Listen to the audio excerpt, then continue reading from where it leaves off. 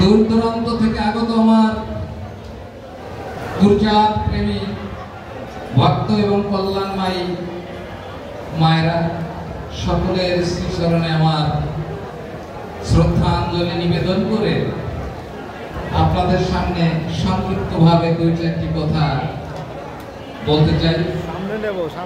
আজ আমার অত্যন্ত আনন্দের দিন। আমি অত্যন্ত ভাগ্যবান। আপনাদের সামনে ঠাকুরের সমাজ সংস্কার, শিক্ষা আন্দোলন, তার ভক্তলীলা, তার জীবনচরিত, এগুলো ব্যাখ্যা করে আপনাদের আনন্দ দেওয়ার মতো আমার শক্তি, সামর্থ্য, ভাষা, জ্ঞান কিছুই নেই। তবুও কবির ভাষায় বলতে চাই, মোর নাম এই বলে খ্যাত হোক, আমি তোমাদেরই লোক।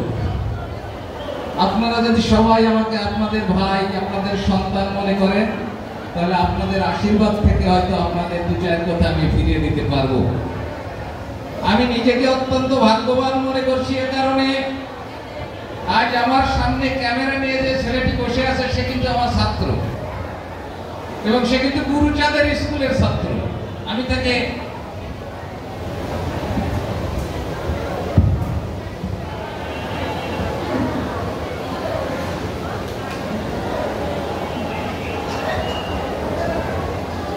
তাকে কিন্তু এতক্ষণ চিনতে পারিনি, পরে লক্ষ্য করেছি। আমার আগের বিদগ্ধ আলোচকবৃন্দ অনেক মূল্যবান আলোচনা করেছেন।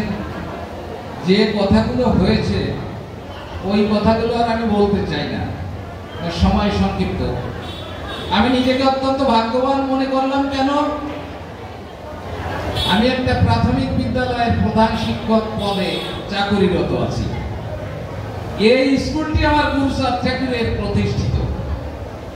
এর থেকে আমার জীবনে আর বড় পাওয়া কিছু আছে, আমার আর চাওয়া আছে, এটা আমি মনে করি না। আপনারা শ্রী শ্রী হরিলীলামৃতে দেখবেন রুদ্র উদ্ধার নামে একটা অধ্যায় আছে। এই রুদ্রমণ্ডল বাড়ি তার মোল্লাহাটের ভৈরবনগর। এই মণ্ডল বাড়িতেই কোনো ছেলে পেলে বড় হয়ে বাঁচত না, মারা যেত। গুরুচাঁদ ঠাকুর তার নাথ জামাই বাড়ি অর্থাৎ দত্তডাঙ্গা ভবানী শঙ্কর গাইনের বাড়ি যাওয়ার সময় ওনাকে যখন আটকে দেওয়া হলো, উনি বলেছিলেন কোনো ঠাকুরানি করা লাগবে না, কোনো ধর্মকর্ম করা লাগবে না, আমি দত্তডাঙ্গা যাচ্ছি, দত্তডাঙ্গা থেকে ফেরার সময় যেন দেখি যে এখানে পাঠশালা স্থাপন হয়েছে, আমি উদ্বোধন করে দিয়ে যাব। এই বংশে কি এই গ্রামে আর কেউ মারা যাবে না। সেই পাঠশালা কালক্রমে আজ ভৈরবনগর সরকারি প্রাথমিক বিদ্যালয়। ঠাকুর অনেক কৃপা করেছেন, সেই বিদ্যালয়ের শিক্ষকতা করার জন্য আমি নিজেকে ধন্য মনে করি। আমি তাই সেই গুরুচাঁদের অধম একজন কর্মী হিসাবে আপনাদের কাছে বলতে চাই, আমার গুরুচাঁদ ঠাকুর যদি না আসতেন, তিনি যদি ৩৯৫২টি শিক্ষা প্রতিষ্ঠান তৈরি না করতেন, তিনি যদি না বলতেন ধর্মকর্মের দরকার নেই, আগে তোদের শিক্ষা চাই, তাহলে আগে আমরা এখানে কি সাদা জামা গায়ে প্যান্ট পরে আসতে পারতাম? 1824 সালে খ্রিস্টান মিশন ফরিদপুরে প্রতিষ্ঠিত হওয়ার পরে পরবর্তী 50 থেকে 55 বছর বৃহত্তর ফরিদপুর এবং বরিশাল জেলায় 7 লক্ষ নবশূদ্র খ্রিস্ট ধর্ম গ্রহণ করেন। গুরুচাঁদ ঠাকুর যখন সরকারি এই রিপোর্ট দেখলেন যে মাত্র 55 বছরে 7 লক্ষ নবশূদ্র খ্রিস্ট ধর্ম গ্রহণ করেছে, তিনি দেখলেন আমার জাতি আর থাকবে না। তিনিও সিএস মিটকে টোপ দিলেন, তিনিও কিন্তু খ্রিস্টান হতে চেয়েছিলেন। এই কারণেই কিন্তু গুরুচাঁদকে খ্রিস্টান বানাতেই মিট সাহেব ওলাকান দিয়ে এসেছিলেন। এসে তিনি গুরুচাঁদের মানবতাবাদী মতুয়া ধর্মের ফাঁদে আটকা পড়লেন, তিনি নিজে হয়ে গেলেন মতুয়া। তাই ওলাকান্দি থেকে মিট সাহেব তার দেশে গিয়ে সেই অস্ট্রেলিয়ার এডিলেড শহরে একটা বাড়ি করেছিলেন, যে বাড়িটার নাম ওলাকান্দি, হয়তো আমরা অনেকে জানি না। আজ সেই খ্রিস্টান সিএস মিট তার ক্যামেরায় ধরে রাখা ছবি, এটাই আমাদের প্রামাণ্য দলিল তৎকালীন সময়ের নবশূদ্র সমাজে। আমার ভাইকে বলে গেছেন সে কথা। এবং সিএস মিটের সহযোগিতায় এই একটা দলিত পতিত নিঃস্ব নিপীড়িত জাতি এতটা উন্নতির শিখরে গিয়েছে।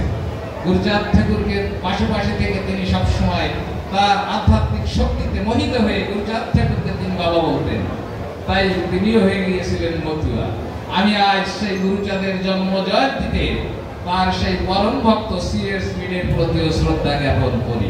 তার কারণ এই জাতির উন্নতির জন্য মিড সাহেবের যথেষ্ট অবদান আছে। আমার বড়ই দুঃখ হয়, আমরা শিক্ষায় শিক্ষিত হয়েও আমরা গুরুচাঁদ ঠাকুরের নীতি আদর্শ পালন করি না। তার দীর্ঘ সংগ্রামী জীবন তৎকালীন সময়ে যদি লিখে রাখার মতো মানুষ থাকতো আমার সম্প্রদায়ে, তাহলে সেটা হতো এক বিরাট বড় ইতিহাস। দুর্ভাগ্যবশত আমরা সেটা লিখে রাখতে পারিনি। আর আমাদের মধ্যে যারা শিক্ষিত হয়েছে, আমার অনেক শিক্ষিত ভাইরাও এখন মতুয়াদের গামছা পরা দল মনে করে। এটা অত্যন্ত ব্যথাতুর মনে আমাকে বলতে হচ্ছে। তাই দেখবেন আমার গুরুচাঁদ ঠাকুরের ছবিতে তার বুকে হাত, কোন ভাস্কর, কোন তুলিকার তার তুলি দিয়া গুরুচাঁদ ঠাকুরের ছবিতে মুখে হাসি ফোটাতে পারেনি। কারণ তিনি যা আমাদের দিতে চেয়েছিলেন আমরা সেটা গ্রহণ করিনি। হে আমার ভাইরা, হে আমার মায়েরা, যার আবির্ভাব না ঘটলে এই জাতি অমানিসার অন্ধকারে হারিয়ে যেত, সেই হারিয়ে যাওয়া জাতিকে যে অন্ধকার থেকে আলোর পথ দেখিয়েছেন তাকে ভুলে যাওয়া আমাদের উচিত নয়। আমি আমার মায়েদের প্রতি বিনম্র শ্রদ্ধা রেখে অনুরোধ করে যাই, ভয়ে ভয়ে লক্ষ্মী পূজা করেন যাতে আপনার গোলা ভরে যায়, সরস্বতী পূজা করেন যাতে ছেলে মেয়ে লেখাপড়া শেখে। কে কি করবেন আমি নিষেধ করছি না, কিন্তু আপনাদের পায়ে হাত রেখে আমি অনুরোধ করে যাই, গুরুচাঁদ জন্ম জয়ন্তীতে যেন আমার সমস্ত দলিত পতিত জাতির ঘরে সকাল বেলায় উঠানে যেন গুরুচাঁদের ছবি দিয়ে ধূপকাঠি মোমবাতি জ্বালিয়ে আমাদের পরবর্তী যে বাচ্চা কাচ্চা প্রজন্ম আছে তাদের নিয়ে তাকে একটা প্রণাম করে উলুধ্বনি দিয়ে আজ মহান শিক্ষাগুরু সমাজ সংস্কার গুরুচাঁদ ঠাকুরের জন্মদিন এটা যেন প্রতি ঘরে ঘরে পালিত হয়, এই আহ্বান রেখে যাই আপনাদের প্রতি। আমি ধন্যবাদ জানাই আজ যেখানে আসছেন ব্যাংকার ভাইয়েরা, আজ যেখানে আসছেন আমার স্যারেরা, কলেজের শিক্ষকরা আসছেন, অ্যাডভোকেট। আমার বুকটা ভরে গেছে, আমার বুকটা ভরে গেছে। এটা আমার গুরুচাঁদ ঠাকুরের ফসল। এই ফসল যেন আমরা ঘরে তুলতে পারি। আমাদের আজ শিক্ষিত ছেলেদের, শিক্ষিত মেয়েদের কিন্তু মতুয়া দর্শনকে বুঝতে না দিয়ে ভিন্ন দিকে প্রবাহিত করার চরম ষড়যন্ত্র চলছে। এখান থেকে আমাদের বেরিয়ে আসতে হবে। আমাদের গুরুচাঁদ ঠাকুর বলেছেন, যে জাতির দল নাই সে জাতির বল নাই, যে জাতির রাজা নাই সে জাতি তাজা নাই।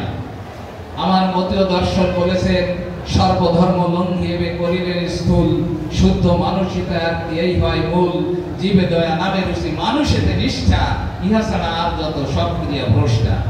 সমস্ত আন্দোলনগুলো শুরু হয়েছিল উচ্চতলা থেকে নিচের দিকে, আর মতুয়া আন্দোলন তথা আমার হরিগুরুচাঁদের আন্দোলনের বিশেষত্ব হচ্ছে নিচ থেকে শুরু হয়ে উপর দিকে গিয়েছিল। অর্থাৎ অশিক্ষিত গামছা পরা যে লোকগুলো, সেই লোকগুলো এই মুক্তির সংগ্রামে ঝাঁপিয়ে পড়েছিল। আমার গোলক, তারক, লোচন, হীরামন, অশ্বিনী, এরা লেখাপড়া জানতো না। তৎকালীন সময়ে আমার যে বুদ্ধিজীবীরা ছিল, চৈতন্য বলার মতো সমাজপতিরা ছিল, তারা প্রত্যেকেই মতো আন্দোলনের বিরোধিতা করেছে। আমার আন্দোলন শুরু হয়েছে নিচ থেকে উপরের দিকে, এটাই মতো আন্দোলনের বিশেষত্ব। তাই আমি আর কথা বাড়াবো না। অনেক গুরুচাঁদ ঠাকুরের সমাজ সংস্কারের অনেক কথা অনেক বক্তা বলেছেন, তাই আমি আর পুনরাবৃত্তি করব না। আপনাদের কাছে সামান্য একটা আশীর্বাদ চেয়ে নেব। আমার এই গামছা পরা ভক্তরা কিন্তু মতো আন্দোলনটাকে টিকিয়ে রেখেছে। আমার গোলক, তারক, লোচন, হীরামন, অশ্বিনী, গোপাল, বদন অমানসিক সামাজিক নির্যাতন সহ্য করেও আমার মতো দর্শনটাকে টিকিয়ে রেখেছে। তাই আমার এই মাটিতে বসা মানুষগুলো, গামছা পরা মানুষগুলো, সাধারণ মানুষগুলো যেখানে আমি দেখতে পাই, আমি আমার যতই কষ্ট হোক সেখানে আমি ছুটে আসার চেষ্টা করি। আর এদের থেকে আমি জীবনে যে ভালোবাসা পেয়েছি, যে ভালোবাসার ঋণ হয়তো আমি আর কোনোদিন শোধ দিতে পারবো না। তাই আমি আপনাদের কাছে এই আশীর্বাদ চাই যে আমার বেলায় এই আশীর্বাদটুকু করবেন। পৃথিবীর বুকে আমার হরিচাঁদ গুরুচাঁদ যে কয়টা দিন আমাকে রাখে, আমার কথা যেন আমার জাতির কথা, আমার দলিত বঞ্চিত নিপীড়িত নির্যাতিত মানুষের কথা হয়। আমার কথা যেন আমার হরিচাঁদ গুরুচাঁদের সাম্যবাদী আদর্শের কথা হয়। আমার প্রতিটি রক্তবিন্দু দিয়ে যেন আমার জাতিকে, আমার ধর্মকে, আমার সাম্যবাদকে প্রতিষ্ঠা করার জন্য আমি ব্রতী থাকি। আমৃত্যু এই প্রার্থনা রেখে সকলের সুস্বাস্থ্য কামনা করে আমি আমার সংক্ষিপ্ত বক্তব্য শেষ করছি। জয় জয় হরিচাঁদ গুরুচাঁদ তারকচাঁদ অশ্বিনী গোলক গোলক হীরামন প্রীতে হরিধ্বনি বলো। জয় জয় গুরুচাঁদ প্রীতে হরিধ্বনি বলো। জয় হরি বল, জয় হরি বল, জয় হরি বল।